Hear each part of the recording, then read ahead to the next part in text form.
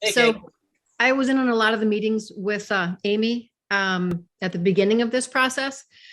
And I know for sure that the one thing that they are not going to go back on is the guards on deck. And I know that what it might say in the California laws and rules and kind of like that, it doesn't necessarily matter to them because they own the land. They are the lease holder.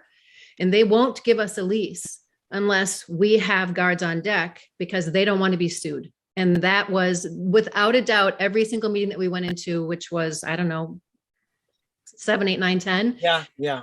That one was absolute. That was not, they weren't going to give us a lease unless we had guards on deck. And that the rest of the things that I got the feeling for were slightly negotiable. It was even, not 2 guards on deck, but maybe 1 was negotiable. But having a guard on deck who's Red Cross certified was kind of like you're not getting a lease unless you do this. Yeah.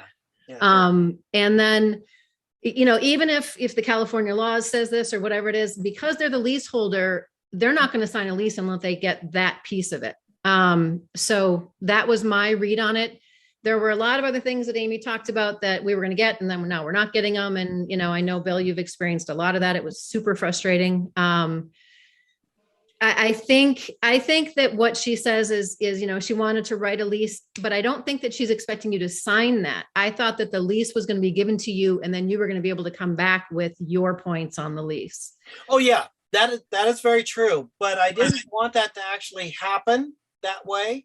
I wanted to hear it from her before it actually physically happened, because once it's put down on that paper, it becomes a harder point to get rid of. Right. Maybe a little easier to get rid of it in discussion. Right. So about the they had talked about training groups of people, like not everybody all at once, but a portion of people to do the Red Cross.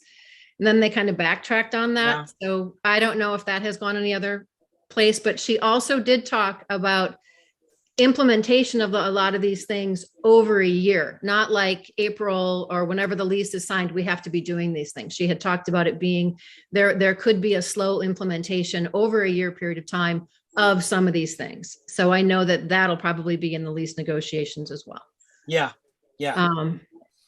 But I just wanted to put that out there that I don't think the Red Cross guard thing is going to go anywhere, but that's just the way it's going to be. That's my read on it. That's